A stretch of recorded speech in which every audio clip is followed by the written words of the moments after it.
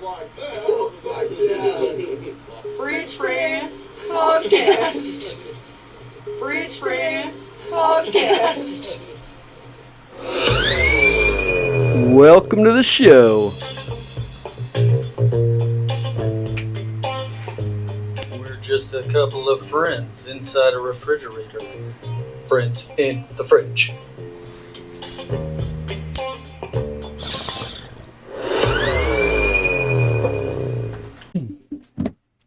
Hello and welcome to the Fridge Friends Podcast.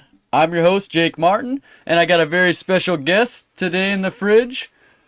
Boise comedian Victor Pellegrino. Did I say that right? Yeah. All right.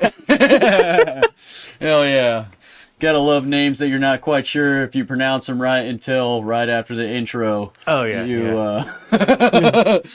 You just kind of look at their face and you're like, oh, did he cringe? Okay, maybe I did good. It's like I've never been good with correcting people's names. There were a lot of people in my work that thought my name was Vince, and I just never corrected them. You're just like, yeah, Vince, call me Vinny, whatever. Yeah, it's just call me whatever you want. I'm cool with it. I mean, like, it doesn't matter. I don't remember your name. Well, I remember your name. Your name is Jake. Yeah, it's an easy one to remember. I even got, like, two first names. My last name's Martin, so and I really the widest name. I really appreciate that. You know that you have two first names. Is your middle name like the last name? No, my middle name is the spiciest of all of them. It's Alistair. That actually is a very good last name. Yeah, it could be a good last name. Yeah. My mom, who is like a Wiccan priestess, she gave me that middle name after Aleister Crowley. Yeah, which he like wrote a bunch of books about black magic and like was part of this hermetic cult, and she wanted that to be my first name, and my dad was like, let's go with like Jake. Yeah, let's keep him away from the dark side just a little bit longer. Oh yeah. Well, it's like even out of like all the people involved in like magic or whatever, like he was kicked out of those groups a lot. So it's like, bro, like, if you're getting kicked out of the wild fucking covens or whatever, you might not be the best dude. Yeah. Yeah. How long have you been doing comedy, though? I want to say I started in like 2013, so is that 8 or 9 years? I think it's getting on 9, just depending on like what month, it's, you know? I started, around June. I started as soon as I turned 21. Hell yeah. Because I always wanted to, like, I always wanted to act and do comedy, but I wasn't able to do a comedy until I was, like, 21. Bar because age. I didn't know that, you know, they allowed, that there was places to do underage comedy. And as a result of that, you know, I became jealous of comics like L.J. Sullivan and Moondeck, who started at 17. Yeah, well, and like, we got Jack Wheeler right now. Yeah. Evan Felix, they both can't drink, but they're like hanging out at the bar every night. Yeah, They're I like, mean, I'm just here to tell jokes. Matt Sweet is like in all ages places. Sometimes I forget about that, but I'm like, Yeah. yeah. Well, because people usually don't bring their kids to hear my school shooting jokes. No, I mean, like, nowadays, you know, kids would be traumatized from their last school shooting. Yeah. They're like, dude, not cool, that just happened. I'm like, I wasn't there. I got shot! Fuck. One time I was at that mic that Nate Ford ran for a while out of Edge Brewing Company. Yeah. Yeah, it's like another brewery, so it's all ages. And it was raining outside, so we went inside, and there's a bunch of kids in there. And I'm like, so how do you guys feel about school shootings? Like, I'm trying to work something out here, you know? Like, right away, they're like, can we get the check? Like, what is this guy fucking doing? Like, I didn't expect there to be 7-year-olds. Probably just their drinking club soda and all that. Yeah. Oh, man. Comedy's a lot of fun, though. I mean, it can be sketchy when you're doing it for kids and you are... I mean, like, I've done, like, shows for kids before, and, like, I've done, what are those called? Like, benefit shows for certain things where you gotta, like, be PG and stuff. And, oh, yeah. yeah. There was a time that, like, I was kind of asked to host but not do stand-up for one of these shows because I showed the woman who was promoting it my cleanest set, and she's like, yeah, it's just too dirty. Yeah, that's the cleanest one. It's like, so if you could just, introduce the acts, I'm like, oh, okay, do you have any comics? No, not this year. I mean, like, we got a complaint last time. I'm like, okay. I was in a comedy competition at Craft Brewers, and one of their, like, they were doing a different theme for each stage of it or whatever, and one of their things was like an all clean set, and then it said no swear words, and I was like, which is it? Like, is no swear words a clean set? Because, like, I can do that for sure, but if you're still okay with the school shooting material, as long as I don't say fuck, like, just is that clean, Just keep your fucks out, maybe say shit a couple of times, but, okay, you could say fuck once. Yeah, and you get one. It's like soccer. You get the green card, and then you're on the bench. I mean, like, open mics that are meant to be clean, those don't work. Showcases you can make a clean showcase, and but an open mic that's clean, that doesn't work, because, you're gonna get people that are like, I don't want to be clean. I'm gonna, like, push the envelope, and I'm gonna ruin everybody's fun and get the open mic banned. Yeah, well, there's nothing really to lose, you know, like, if it's not your open mic and you're, like, say, passing through town, so you're just doing 4 minutes or whatever, and they're like, you can't say any swear words. You're like, yeah, okay, watch this. It's like, there was I remember an open mic that a comic Mikey Pullman used to run. It was at the Cheerleaders place. Okay. It used to be called Cheerleaders. I don't know what it's called now, but Yeah. I remember Over on Broadway? Yeah. I remember some guy, this one jackass, just went up on stage and lit a cigarette. That happened at Craft Brewers before.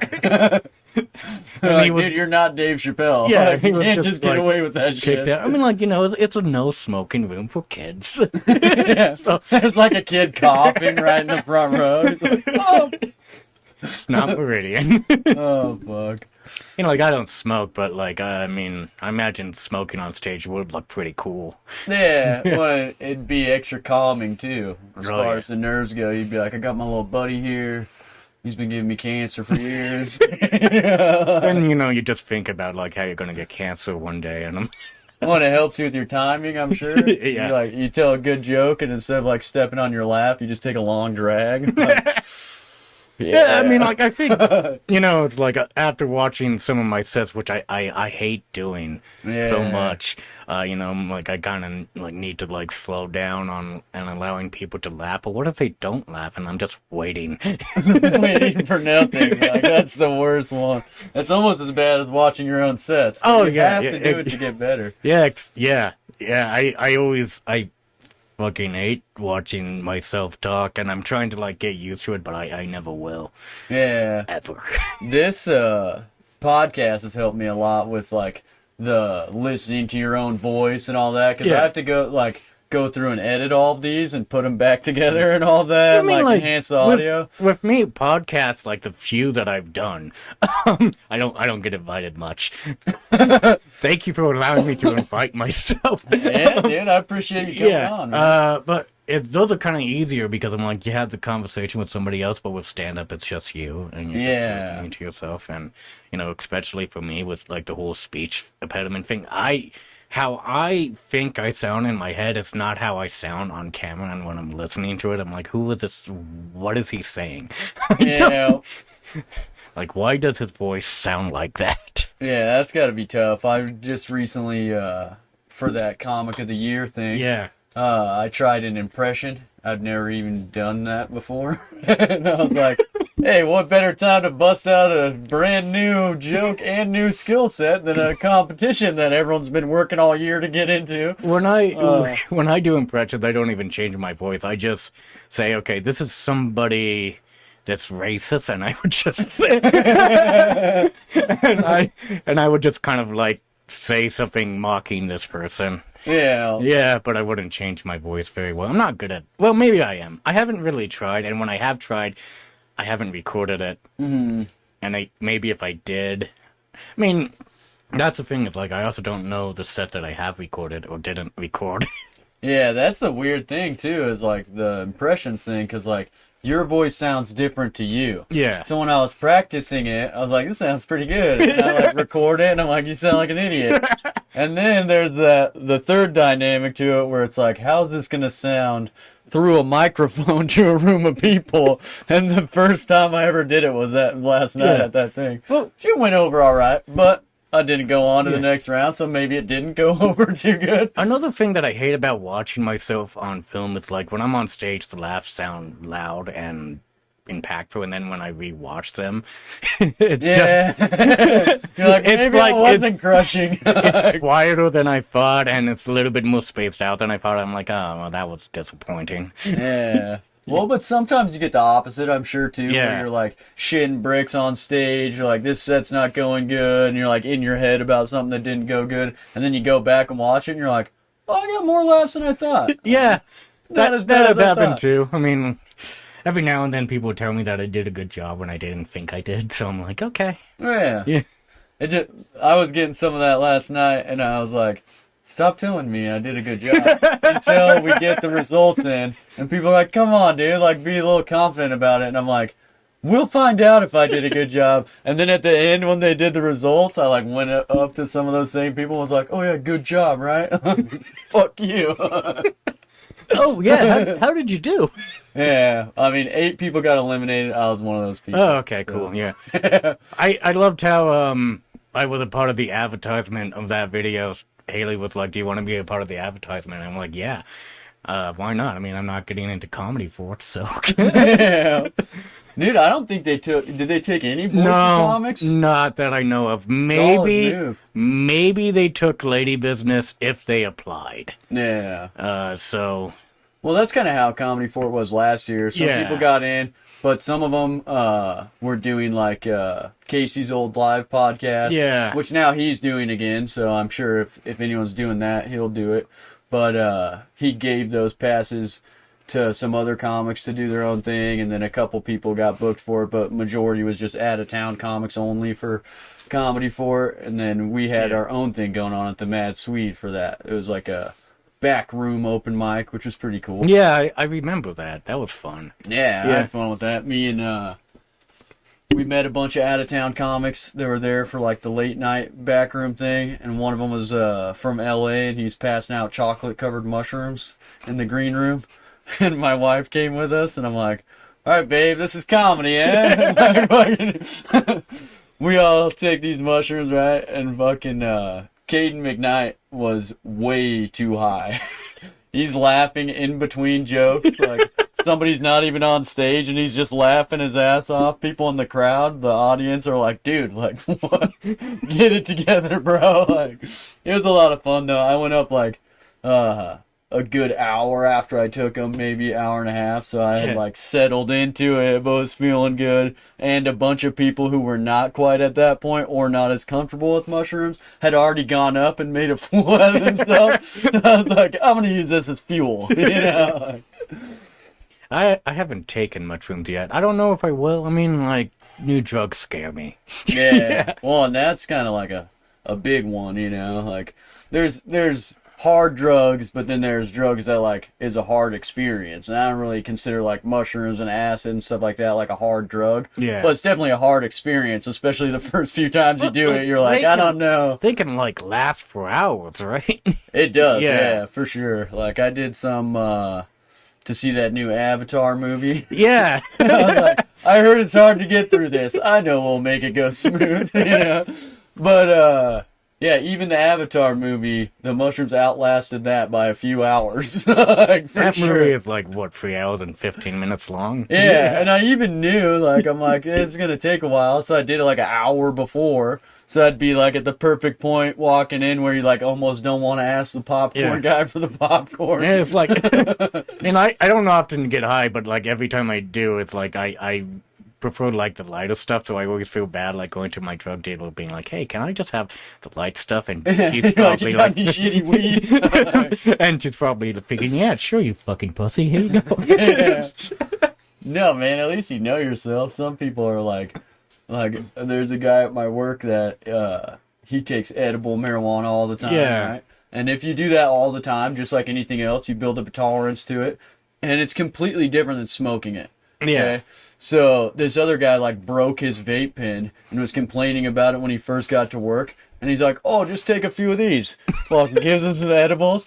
A couple hours later, this guy's just staring off into nothing, not doing his job at all. He can't even like read the screen. The manager comes over to him and is like, "Are you all right, dude?" And he's like, "Not really." Get sent home and shit. I'm like, bro, you can't just give everybody the dose you take when you've been doing this shit every day. Like, Yeah, it's good to know yourself. That's probably like the thing. Like I haven't like developed a high tolerance, and I would do it when I have them, but Yeah. I haven't had them for a few months. I did recently order some from my friend in Oregon who's going to visit Boise in a few weeks. I'm like, okay, and I remember even asking, "Can I just have something like?" I haven't done it in a while, and as soon as I sensed that, I'm like, "Yeah, you know what? I need to grow up, man." No, man, I don't know. I think that's smart, though. It's Yeah. pretty wise. Like, Well, it's like I I'm like also being in yeah. too deep, but sometimes that's not the move. I'm also but, like prone to like panic attacks, so I'm like, I don't want to I like getting high enough to where it's kind of relaxing and I don't see colors. yeah, yeah. That's what I like. And one thing that I realized that I cannot play video games while high. Like Yeah, I you get too distracted. yeah. Yeah. But I could watch TV. It's like what I would do is like just have an edible like 3 hours before bed, wait for the high to pass because for whatever reason I can't go to sleep high either. Yeah. It's because I'm worried like, oh man, if I go to sleep right now, I'm gonna have some nightmares or die. Yeah. Or am I gonna wake up high? Like, I don't know. I started smoking at like a young age, but what's weird for me is like, right now, I haven't smoked in a few months. Yeah. So it's like, even doing comedy, I was smoking like before almost every set. So I'm like, oh, now this is just full sober. Yeah. Like full on, just me and the audience. If I make an ass of myself, I'm feeling every inch of that embarrassment, And like comedy is how I got introduced into drugs. I mean, Not surprised. Yeah. Not surprised. like kind of makes me wonder if we should be allowing our youth to be doing it. Yeah. Maybe we should have aired more towards those PC kids allowed shows. Yeah. There'd be less drugs being passed around in the green room. But you've been doing comedy quite a long time, so you were doing it back when there was Liquid Laughs here? Yeah. Yeah. I mean, like Liquid Laughs was the first place that I did comedy. Oh, okay. So that, it's like it was sad after the pandemic when it transformed into a pool hall. Yeah. But I'm like, things change. I think Mad Sweet is a pretty suitable replacement for it, although Mad Sweet's not technically a comedy club. I mean, it's kind of is, but it isn't. Yeah, well, and they're doing big things there, like they always have that Thursday mic packed, the late night And Saturday they are nights packed. booking and they- professional comedians, too. Yeah, and they do big shows too, like that Comic of the Year thing. It was sold out, standing room only last night, and they had to like start turning people away. It's, from what I heard in the group chat, the same thing again tonight, and then expected to be sold out all throughout that thing. And then with their out of town comics they get, touring comics and stuff, they usually do real well on ticket sales. And I can't say the same for all the comedy clubs in the area, because I've been to some of those where I'm like, dude, if I was this guy, I would never come back here. There's 10 people, and he just drove 7 hours to get here. Like, what? Like 10 people, 6 are comics. I think Mad Sweet has more of a drive to be a comedy club than other places here. They kind of do comedy, but at the same time, that's not their main focus. I think they're the biggest thing in the Boise scene, though, or for sure Blue City comedy. Yeah. Because between all the mics that they're in control of at different locations and all the shows they promote and everything, like Haley's doing a great job with building up comedians in the Boise area, and I don't see any other clubs doing that. Yeah, that's true. It's good to kind of try to build comics up, and I think Haley has been doing a pretty good job of it. She's pretty much doing just as good of a job as Moondeck did, way back in the office days. Yeah. Yeah. Well, and you were a part of that, right? I was a part of the rebirth of the Hoffs, is what I like to call it. You know? Okay, it was like a part 2 type Yeah, thing. yeah. Like part 1, died, and then part 2 eventually died too. But you know, it's like it was, like it really was a good way to like kind of push comedy forward, and it was also good because like they were open to like performing with other people and like encouraging their members to go to other people, and like a lot Yeah. of places aren't really like that. Liquid wasn't really like that. The boss of Liquid didn't really like us performing at Quinn's or Crescent. Yeah, they'd get upset. Yeah. I think it's like competition or something. Yeah, and it is, but at the same time, it's like, you know, it's like you grow. We're all, in a way, independent contractors, although we're not contractors. Yeah. Like, there's yeah. no. So, we haven't really signed anything, and if I was to sign something that said that you can't perform here, I probably wouldn't sign it. No, yeah. Yeah. Well, that's another thing with Comedy Fort that they do. I don't know Yeah. if you have applied for Comedy Fort I before. have. They told me that I didn't make it in, but Yeah. I was on the top of their list if somebody was to back out. Oh, there you go. Hey, that's pretty good. I missed their deadline this year, but I'm not upset about it because last year I submitted, I did their whole form and everything, and then a big part of their little like agreement thing is that you can't promote yourself on other shows during that whole month. Yeah. And I'm like, okay, well, Comedy Fort's probably the biggest show I'll get for that month if I get it. But what all does that entail? Does that mean I can't be doing this? My podcast? Does that mean I can't be on my social media making videos? Or does that mean I just can't promote my upcoming show at Watson's or Mad Suite or The Lounge or whatever place you don't want to compete with? Even though Comedy Fort's its own thing. It's only there for that short period of time. It's a part of Treefort, and you know I Yeah. always wanted to perform in Treefort, but I'm not a good musician. So it's like, so that's like I would love to be a part of Comedy Fort, but like the people that run the Comedy Fort, they would rather have like outside talent, which I get. Yeah. But at the same time, I always view Treefort in general like as more of a local performance, and I feel like that's. I think the city kind of sees Yeah. it as that too. Yeah, and I feel like that should be the emphasis on it, is local talent. But like Comedy Fort is the only section that does not believe that. Yeah. Yeah, that's kind of a weird dynamic. It was cool though that Mad Swede did that speakeasy mic in the back room thing. Yeah. Because then all the comics at Comedy Fort catch wind of that and they go, "Oh, I'm gonna do 2 sets in one night, so I can do my Comedy Fort set and then I can do this speakeasy set back Yeah, here." and I hope we you do it get to, again. like, Yeah. meet all of these Yeah. people from all over. Like I met a girl from New York, a couple guys from Cali, and like they talk about opening for bigger name people and then like road shows and stuff. And at the time, like I've only been doing comedy since after the pandemic, so I started about 1.5 years ago, not even. But at that time, I hadn't even been doing it a year. Yeah. So I was like, man, this is fucking surreal, you know? Like, you really open for Patton Oswalt, dude? Like, that's crazy as shit.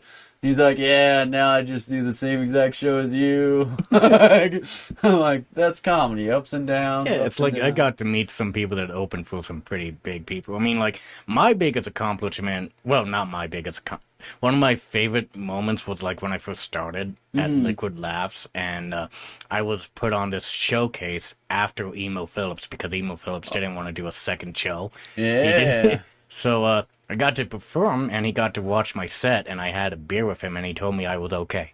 Fuck yeah, dude. Fuck yeah. So That'll keep you going for years, too. Yeah. You're like, dude, Emo Phillips thinks I'm funny. I don't care what you think. Emo Phillips thinks I'm okay. Yeah. Yeah, you know, it's like I met some people that like, and what? Oh shoot, I'm tongue tied. Yeah, I mean, I met comics that open for like certain people, and like Liquid Laughs would always have a bunch of comedians come in, and I got to see a lot of those shows for free unless it was a special event. So Yeah. I tried to like see as many as I could until I kind of got like depression. And Yeah. I stayed at home for a bit. Yeah. One, if you're seeing all these people killing that you don't see all the road shows it took to get to that liquid last, and then you're comparing it to your shit with like whatever the Boise comedy scene had at the time, maybe probably 3-4 open mics a week, if that, and you're like, why is this so different? Like, just beating yourself up about it, and then over time you realize you're like, oh, that guy does like full length 45 minutes every night of the week, so he's fucking smooth as butter, Yeah. you know? Like, I'm lucky if I get 10 minutes. Like, I could it's like 20 minutes is a marathon for me. I Yeah. could do it. I can't do it well, but I could do it. but you do see that the Yeah. more that you were given the opportunity to do 20 minutes, the better you'd be at it. Just Yeah.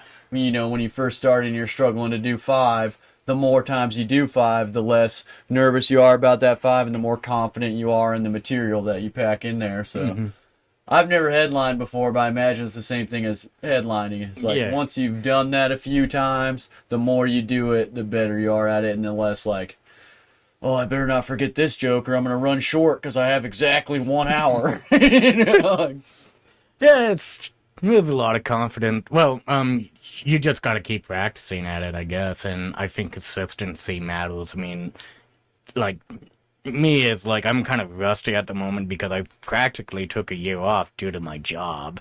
yeah. Yeah. You work nights. Yeah, but like, my schedule's going to change at the end of January. Oh, I'm gonna, nice. Like, they're getting rid of my shift.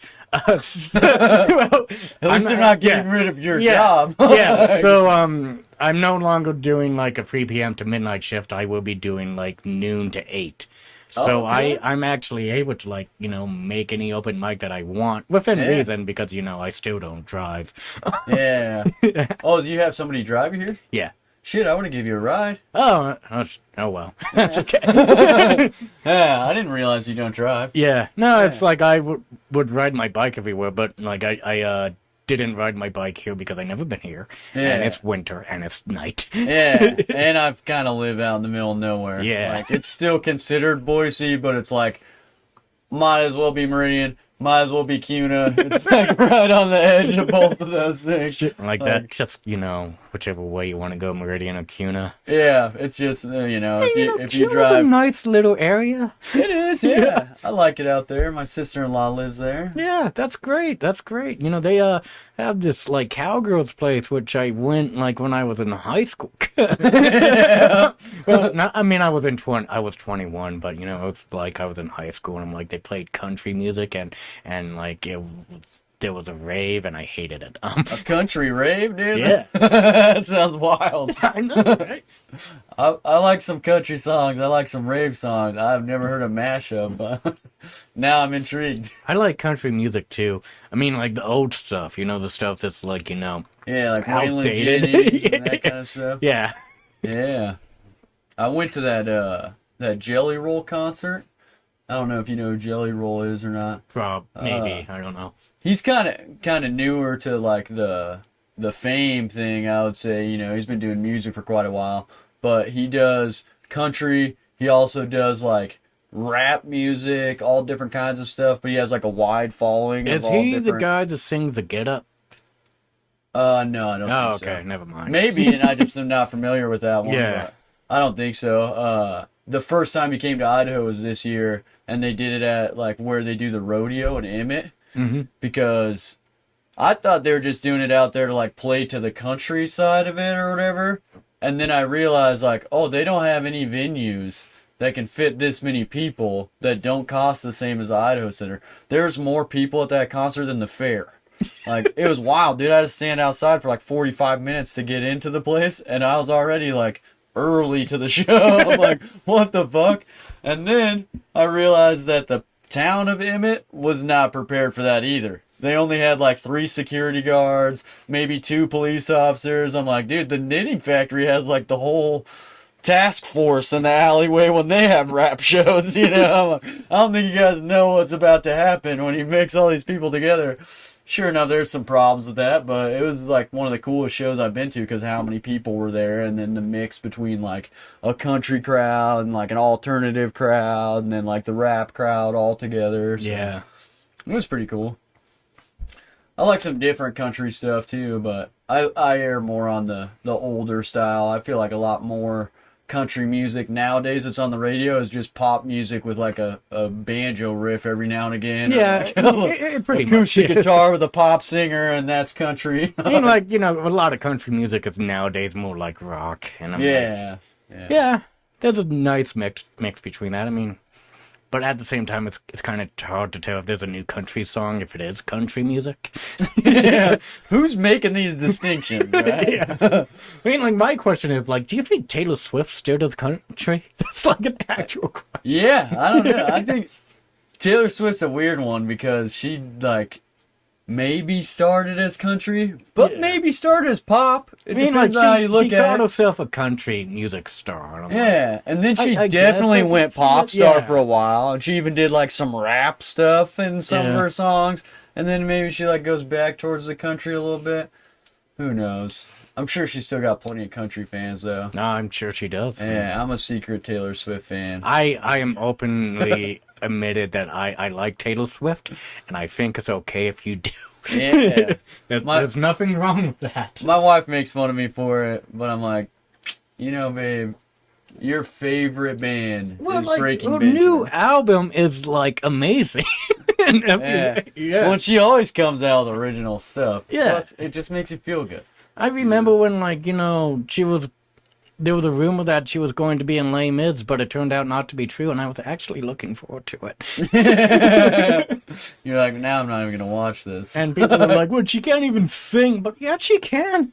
Yeah, obviously she can. I mean, I don't know. We were talking a bit about, like, Liquid Laughs and the different comedy clubs around town. Have you heard that Wiseguys is opening a club here in Boise? No. Yeah, dude. So that's exciting news. That's, you know, that is the first time I'm hearing about that, but, like, that would be good. I mean, like, it would be an official comedy club. Yeah, I Yeah. follow Wiseguys on Instagram, and then, of course, they have, like, all their different locations, like Salt Lake and L.A. Yeah. and San Antonio and stuff. They posted a thing December, you know, like, I think mid-December, saying Wiseguys Boise coming soon, more information, but they like have made some sort of deal. They didn't say where they're gonna do it at or like when or any of that stuff yet, so they can't be like held to a schedule or something. But if they're putting it up on their thing, then they're definitely gonna do it. So it's like I'm super excited for that. Yeah, I can't wait to, like, I'll go do some open mics, and they'll be like, yeah, welcome. Yeah. Hell yeah. Well, and then I think that'll be really good for the scene because it'll bring, like, they already have tons of comedians from all the other Wiseguys that are past there. And Boise only really gets, like, 2 levels of comedy. Like, I'm a touring comic and I'll do whatever touring shows I can get. So book me at, you know, whatever little hole in the wall bar you can and I'll come to Boise. And then there's, like, I'm going to sell out the Idaho Center or the Morrison thing, and you got to pay $150, $300 a ticket to see me, and we don't really get any in between on that. Yeah. Like, I went to a couple shows at Wiseguys in Salt Lake, because it's only like 4 hours away, and they get shows like I went and saw Ari Shaffir, Mark Norman, Shane Gillis, all on the same ticket, and it was like $25. You know what I mean? Yeah, that's a good deal. Yeah, I'm like, I'll drive 4 hours for that, like, for sure. So I'm excited for that, because it'll bring more comedians to the scene, and also, having a franchise comedy club in Boise is a different dynamic, because once you get passed at a franchise club, you're passed at all of them. Mm-hmm. So say they're like, Victor, I want you to feature, and you do good featuring at the Wiseguys in Boise, then they'll say, what are you doing next weekend? We'll have you in Salt Lake or San Antonio, or, you know, and it's a bigger opportunity than just, hey, every 3 months I'll get you on here at, you know, like, cool, dude. Boise shit, right? Man, that's the first time I'm hearing about it. I'm pretty happy about that. Like, yeah, cool. My career doesn't have to be over. Unless, you know, perform at Wiseguys, they don't like me, and, you know, it's like, they're like, yeah, you know, we might have you do some open mics every now and then. It'd be a cool place to work, too. Just to be able to see It's all like, the comedians. I would, you know? like, try to go there, like, the moment that it opens up. If that's the case, because, you know, I should do some more comedy shows. I like to travel more. I mean, I went on the road a few times, not much. Yeah? Yeah. You, done out-of-state shows and stuff? Yeah, I done out-of-state shows with, like, Moondeck and Alex. Oh, nice. And, I've I done... love Moondeck, dude. Yeah. He's got, like, one of my favorite styles in the whole Boise comedy scene. Oh, yeah, yeah. He's quite fun to watch. Like, it's, like, he's open for some pretty impressive people, and, like, he can, like, really... He's a great comic. Oh, yeah. It's, yeah. And I went and saw his special taping at the Lounge within the Universe. yeah. And they did, like, the backdrop was, like, the classic curtain thing. And they had, like, 150 knives. Just, like, all these different knives hanging at different levels on string behind him. Like, very Moondeck. Very Moondeck. He crushed it at the special thing though. He did it like a couple nights, you know, so you have a couple tapes to like edit together and make the one that you're gonna send out or whatever. So I obviously only went to one of the nights, but that night he did great. I should go to the Lounge more. I mean, like, do they still do... I know they do that kid open mic on Sunday. Are they doing one? I think so. That's the last thing that I heard that they do. I saw a post of that. I wasn't sure Yeah. if it was a reoccurring thing. And or I'm not, like, well, so. if it is, I'll definitely go there and, like, do my dirtiest material. All right, school shooting jokes. Yeah, I was going to that late night Wednesday one there for a while. Yeah. They had it going on after the craft brewers one, which that's gone now too. Yeah. New owners took over that bar, and then they did the comedy thing for a while. Then we did a comedy competition there. At the finale of the comedy competition, they were really hoping a bunch of people were going to show up. No one did. And they're like, I think this is going to be like a once a month thing, guys. We're like, all right. Usually when somebody said this is probably going to be a once a month thing, that means, no, we're done. We're pulling the Oh, plug. they've never. Once we had that conversation, they've never done it again. So, it's been a little over a month, but I'm not gonna go in there and be like, "Hey, what?" Every now, because I always like, you know, I try to book. I always look at places where I'm like, maybe I could like do a comedy show there. So I look at places. I'm like, maybe I should go see if they want to do a comedy show, and if they go in and act, they would often say no. But every now and then I look at Liquid, and I just want to go to the boss of Liquid, pretend that I don't know him, and be like, hey, you know, Liquid actually seems like a pretty good place to do a comedy show. Are you interested? Just see what they say. They'll be like, Victor, that's not funny. I think it's pretty funny. I think a lot of comics would think it's funny too. I don't know. The pandemic, a lot of comedians quit too because Yeah, I mean, if this happens again, or like if it's so up in the air, the live performing thing, and then a lot of people switch to Zoom and stuff like that. yeah. I kind of liked the Zoom comedy shows. It was a lot of fun. Did you do some of those Zoom comedy? Oh shows? yeah. I had an opportunity to like joke about like, oh yeah, this brings us out of our comfort zone, because when comedians don't know what to say, we could like go to these cheap lines like, here, come closer. What a lovely crowd we have tonight. I'm glad there's no delay in your laughs. I had Nico on the last podcast, and I've never done Zoom comedy, and I know he does a lot of Zoom comedy and like VR comedy and stuff, so it's kind of like grilling him about like, hey, how did this all work and everything, and he's like, I love it, man. I get to do shows with people in New York all the time, and then like you meet people in all different areas. I'm like, I think I should start doing some Zoom shows, even if the pandemic's over and I only do one, once a week or something. It's like I can do that at home. I could do it after a mic. I could do it before a mic, and then maybe like broaden my. I'm sure we'll bring them back when the pandemic gets worse this year and we have to go into shutdown again. Which in Boise it probably will. Yeah, it's like you always like read these things about like it getting stronger than it getting weaker again, and it's like I think everybody at this point is like, you know what, we're just going to ignore it. I mean, like, Yeah. you know, it's kind of like AIDS. I mean, like, yeah, it's like, it's still around and it's still a problem, but you know what, let's just pretend Yeah, that it's let's- not a death sentence anymore, and we'll be fine. Yeah, we just pretend it's all right, and like they'll figure it out, and we can just not talk about it as much, and maybe we won't get infected by it. Yeah, exactly. I mean, like, I probably got, like, COVID a couple of times, but I never knew it, and I never got tested. Well, I did Yeah. get tested when I That's very had to Idaho get of you. tested. But, yeah. I'm okay. sure At most of least I Idaho. was vaccinated. Yeah, hey, that's better than a lot of Idaho could say. I think I'm sure most of Idaho could agree with I'm pretty sure I had COVID, but I never went to the doctor type thing. I mean, like, I'm sure everybody got it at some point. And Yeah, at just- this point, yeah. everyone's had it. I think if you haven't had it, you just didn't go to the doctor. Yeah. Like, you know. Probably just like, you know, you're in denial. It's fine. Yeah. I mean, like, Totally hey, you're still alive. Yeah. I thought it was going to be worse this winter Yeah. than it was. But then again, like we were saying, I mean, how much of that is just people not going to the doctor? Like, I know my family was sick for a little while. None of us went to the doctor. Could have been the vid. Yeah.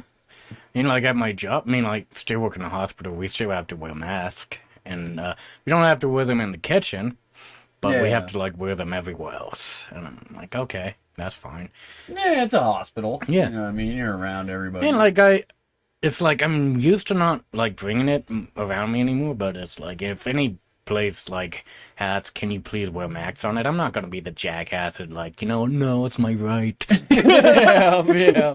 Well, it's Yeah, also almost very... nowhere here does that anymore. Yeah. So, like, no one has them. I mean, with them. like, the But only when I places see that- it, yeah. like at the hospital, for instance, I went to the hospital not very long ago to visit my sister, and they had the thing, you know, put masks on, and they had a box of masks right there. Mm-hmm. And there's a guy in there like, fuck this, I'm not doing that. I'm like, you're at the hospital, bro. Like, everyone's wearing a mask anyway. It's like, not unreasonable. And they're like, well, I can't breathe. Yeah, you can. You can. I mean, like, you can breathe just fine. It's like, I mean, like, you know, people won't see a smile. Yeah, that excuse is a little wild because ever since the beginning they were saying people with respiratory issues are like the most at risk for COVID, and then those are the people who are like, I don't want to wear a mask because I can't breathe. You're like, you're not going to be able to breathe for real if you fucking keep this up. I don't know. I think we're like, now that there's like topical cures, almost everybody's vaccinated, boosters, all that stuff, that I think that we're to the point now where it's going to be an every year thing, but it's manageable. There's multiple treatments for it. we cross People that have an immunity because almost everyone's got it, you know. Yeah. Yeah, we crossed that point where it's like, you know, it's lockdowns aren't necessary yet. But, you know, there could be a new variant that is much worse, and I'm sure it will happen. Yeah, there's a better chance of that happening than not happening. Yeah. No, you just gotta wait. I mean, like, hey, you know, it's like, I don't mind, like, it. Well, I will still have to work because I work in the hospital. Yeah. That's the secret. I mean, like, when the pandemic happened, like, I was struggling to get a job because my unemployment wasn't coming in. I just, like, had a bunch of medical bills that I had to pay. And I'm nowhere's like, hiring during the middle of the pandemic. only places that were hiring were medical jobs. So I'm like, I got a job at a rehab center. It was the worst job I ever had in my life. Yeah. Yeah, I was a dietary aide. Oh, okay. Yeah. I imagine those people aren't very cheerful either. No, they're not. Like, they were quite abusive. Yeah. Fuck. I mean, now I don't have to deal with the patients, but the runners do, and they were like, yeah, they're pretty abusive. Yeah. Yeah, I work in food service now, but all my life up until this year, I worked in construction. And I quit doing that because a kid dropped a 2x6 on my head off a 2-story building. Yeah. I got like some nerve damage in my neck and my shoulder. Luckily, I was wearing a hard hat though, or I'd probably be like that Buffalo Bills player, just fucking flop out. That's all she wrote. Like, dude, I knew I shouldn't have fucking gone for a bathroom break right now. It like almost ended my life. Wait, some kid just threw something at you, or He dropped dropped it, yeah. Yeah. So it was like a super long board he was trying to pull up. off the edge of the building, and then I don't know if he like thought he had it enough to let go. Okay, and so then it was an flopped over. accident. It was right? an accident Okay. for sure. It wasn't yeah. like some kid saw you. It's like, oh, he has a heart Yeah, attack. it was either like a mistake, like he thought he got it all the way up there, or he couldn't like continue to lift the weight, so he gave up on it, something like that. But he definitely didn't mean to hit me with it. And then like when he saw that's what happened, it like knocked my hard hat off and shit, and like knocked me to the ground. He was like, "Oh no, man! Oh no!" and like runs down the ladder and everything. I'm like, "You fucked up, kid." Like, and then my company hated me from then on because they're like, "Oh, this is gonna cost a lot of money." That's the first thing the superintendent said to me too. It's like, I bet the guy probably went up to you. It's like, listen, I know that what happened was bad, but like, in order for us to like, compensate you with pain, you're gonna have to take a drug test. Yeah. Hey, that's usually how it is. Yeah. And they're like, the thing is though, is that they can't not pay you because of that, but they can fire you. Yeah. Which is a good move to make in that position anyway, because most of the time you go to the doctor, if the injury's serious, they're going to be like, this guy can't go back to work, or he has to do limited duty, which is what they told me, for like an extended period of time. Was it like a permanent injury? So the nerve thing is permanent. Okay. Yeah. Like I can still lift good amount of weight and like do physical work and everything. But if I was doing that repetitively every day, I'll be dead by the end of the week. Like as far as like my muscles and like my back will get fucked up, my neck will get fucked up after like repetitively doing it. So I switch fields because I'm still young enough that like I'm not gonna be like fucked up. If I kept doing it, I would be. And like I got cleared by the doctor at the end after like a couple months of the only thing they would allow me to do is be the safety monitor, like walk around the job site and tell people what they're doing that's not being safe, as long as I didn't move my neck up and down.